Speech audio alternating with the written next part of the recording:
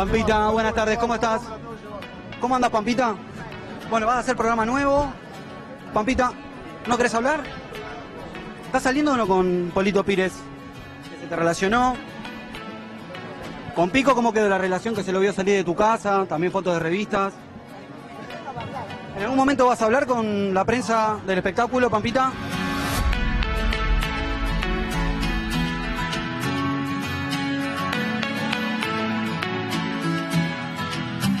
¿Estás esperando tu programa para hablar? ¿Pero por qué no hablar?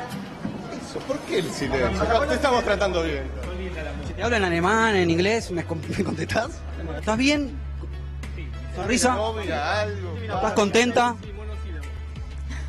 ¿Te gustan los caballos?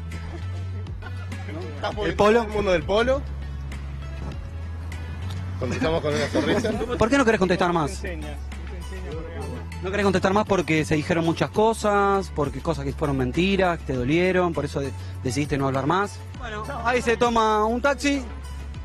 Gracias, Pampita. A ver si le dice... Ahí va. Bueno, ahí se va Pampita, sin querer hablar, sin decir absolutamente una palabra. La verdad no sabemos qué le pasa a Pampita, pero no habla.